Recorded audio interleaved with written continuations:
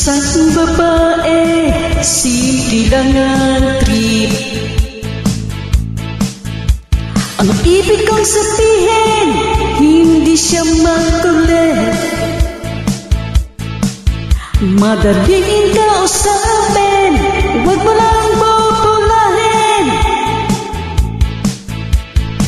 Isip pare lang dahan-dahan. Di niya trip ang kalokohan. Bulaklak sa umaga ang babaeng Pilipina. Lahat ng makakita ay humahanga.